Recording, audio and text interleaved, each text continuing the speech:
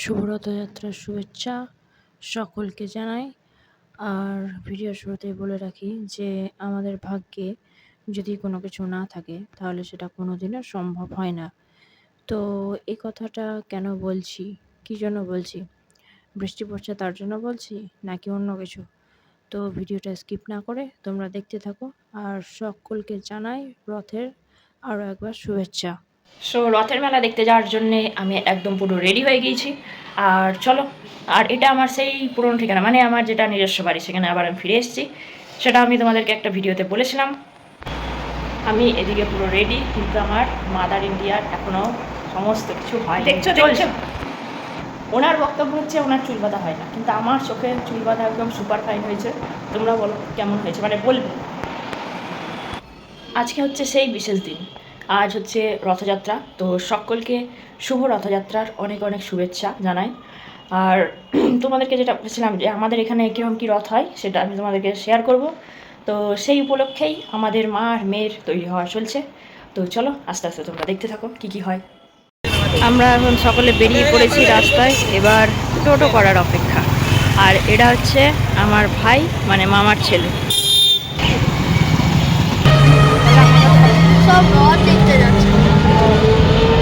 চলো, টোটো করে নিয়েছি, এখন সন্ধেবেলা, তো তার জন্য একটু অন্ধকার অন্ধকার আসছে ম্যানেজ। তো এখানে ভোগ রান্না করা চলছে আর ওইদিকে চলছে কীর্তন। তো চলো। ভগবানের নাম গানের সাথে প্রত্যেকটা মানুষ নিজেদেরকে ভাসিয়ে তুলেছে। তবে আমাদের এখানে এত ছোট রথ হয় তা কিন্তু নয়। এদিকে আমরা একটা সাইডে এসে দাঁড়ালাম। এই ছোট্ট রথটা দিয়েই আমাদের রথ টানা শুরু হলো, মানে রথযাত্রা শুরু হলো। আমাদের মা, মেয়ে আর আমার ভাই, যেটা তোমাদেরকে আগে বললাম কিছুক্ষণ আগে, ওটা হচ্ছে আমার মামার ছেলে। তো খুব সুন্দরভাবে সবাই রথযাত্রা উপলক্ষে ঠাকুরের নাম গানে নিজেদের দেহ, মন, প্রাণ সমস্ত কিছু ভাসিয়ে দিয়েছেন। সেটা আমরা তাদের খুব সুন্দরভাবে হওয়া নৃত্য দেখলেই বুঝতে পারি। প্রত্যেকটা মানুষই দেখো ঠাকুরের নামে একদম ভেসে গিয়েছে।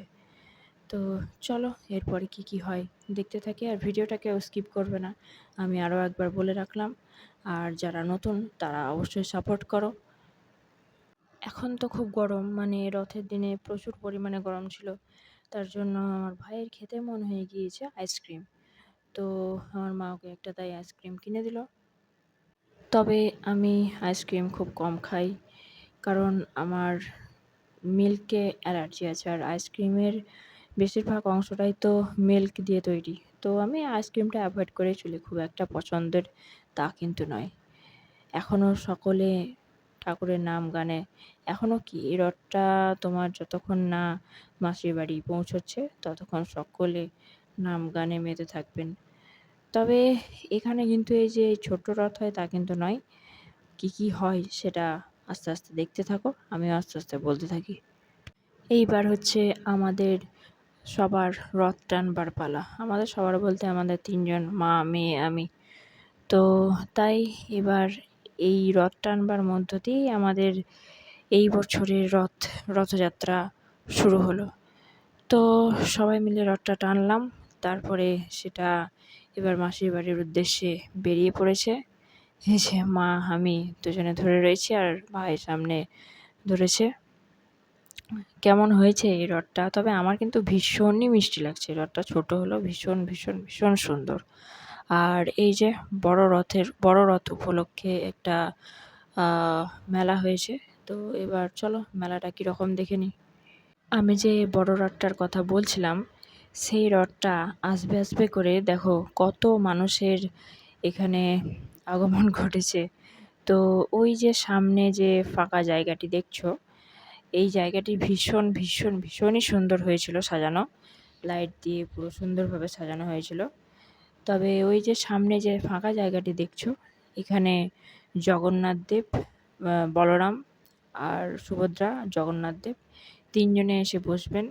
তো এখনও রথ যেহেতু এখানে এসে পৌঁছায়নি, তো তার জন্য এই জায়গাটা ফাঁকা রয়েছে। তো আমরাও সবাই মিলে বড় রথের অপেক্ষা করছিলাম। তারপরে দেখো একটা বিঘ্ন ঘটে গেল। কি বিঘ্ন ঘটে গেল সেটা এবার বলি, চলো। এইবার আমি আর মা আর ভাই মিলে ঠিক করলাম যে জগন্নাথ দেব তো এখনো এসে পৌঁছায়নি। তার বসার জায়গাটি খুব সুন্দর হয়েছে, সেটা দর্শন হয়ে গেল। তো এবার যে মেলাটি হয়েছে সেই মেলাটি ঘুরে দেখে নিই। মেলার মধ্যে প্রবেশ করতে না করতেই আমার ২ বান্ধবীর সাথে দেখা। এবার ভাই বলছে এই যে সামনে যে মিকি মাউসটা রয়েছে ও সেখানে জাম্প করবে। তো তাই সে তার টিকিট কেটে ও এবার উঠে পড়েছে জাম্প করতে। যদিও এখানে জাম্প করবার সময় মানে ভাইয়ের কিছুই ভয় লাগছিল না। আমারও বিশেষ কিছু ভয় লাগছিল না। কিন্তু আমার মা ভীষণ টেনশন করছিল, ভীষণ ভয় পাচ্ছিল। দেখো কি সুন্দর লাফাচ্ছে। ওদের জন্যই তো মেলা।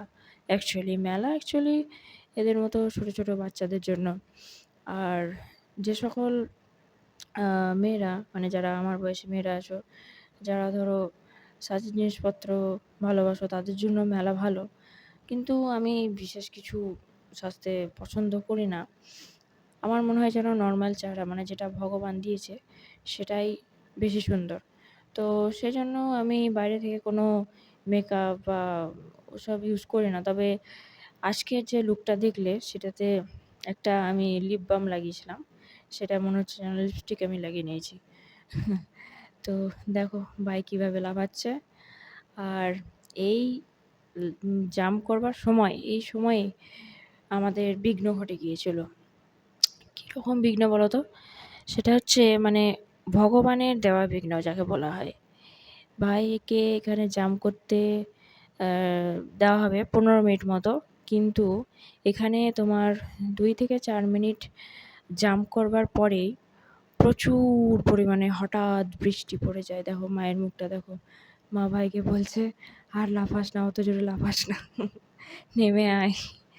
তো মায়েদের মন তো। এবার ওটা ভাইপো হলেও সেই নিজের সন্তানের মতোই, যার জন্য টেনশন হয়। তো মাকে আমি বলছিলাম যে এখানে ভয়ের কিছু কারণ নেই। তবে এইবার শুরু হয়ে গিয়েছে বৃষ্টি, যার জন্য মা ভাইকে ডাকতে লেগেছে, "এবার তুই নাম, আর নয় না তো ভিজে যাবি।" তো এই বৃষ্টির কারণে যে প্রবলেমটা হয়েছিল সেটা হচ্ছে আমরা যে আসল বড় রথের কথা তোমাদেরকে বললাম সেটা কি আমাদের দেখা হলো নাকি হলো না? তো এইটুকু জানতে গেলে তো ভিডিওটা তোমাকে কন্টিনিউ করতে হবে, তোমাদের কন্টিনিউ করতে হবে ভিডিও। ওহ! কি লাফাচ্ছে দেখো। তো চলো ভিডিওটা কন্টিনিউ করো। আর এখানে যেহেতু অনেক ধরনের মিউজিক, গান বাজছিল তার জন্য ভয়েসটা আমাকে পরেই দিতে হয়েছে। তবে ভয়েস দিতে, দিতে অনেকটা লেট হয়ে গেল। কেন লেট হলো, কী জন্য লেট হলো এগুলো সব আস্তে, আস্তে শুনতে পাবে। তো চলো এরপর কী হয় দেখো। বৃষ্টি পড়ার কারণে আমরা এবার তাড়াতাড়ি চলে যাচ্ছি। এই মুহূর্তে খুব একটা জোরে বৃষ্টি শুরু হয়নি। তো ভাই বলছিল কিছু টয়েস কিনবে, যার জন্য মেলার মধ্যেটা যেখানে ত্রিপল ভালোভাবে দেওয়া আছে সেই সমস্ত জায়গায় আমরা যেতে লাগলাম।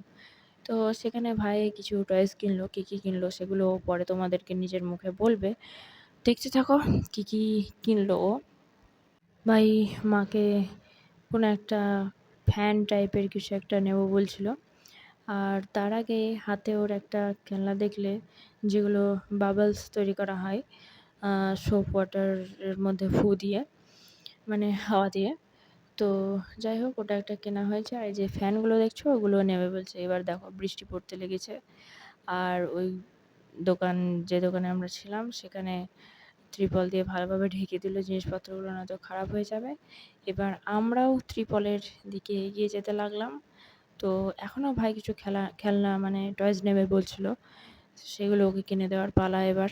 চলো কী, কী নেয় দেখে নাও। এইবার আমি আর মা মিলে একটু ফুচকা খেয়ে নিলাম। না, না ১০০ টাকার ফুচকা খাইনি। অ্যাকচুয়ালি আমাদের কাছে খুচরো ছিল না, তার জন্য ওটা দেওয়া। তারপরে ভাই আর আমার জন্য মা পপকর্ন কিনছিল। তবে এই সময়ে বৃষ্টিটা একটু কমলেও যখন মেন সময় তখন কিন্তু ভারী বৃষ্টি পড়তে লেগেছিল। দেখো এখনও মানে মাঠটা ভেজা রয়েছে, যে মাঠে মেলাটা হয়েছে। তো তারপরে দেখো কি হয় আমাদের অবস্থা।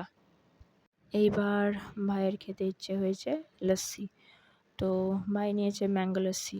আর আমি তো তোমাদের প্রথমেই বললাম যে আমার তো মিল্কে অ্যালার্জি, তার জন্য আমি এই সমস্ত জিনিস একদম অ্যাভয়েড করে চলি।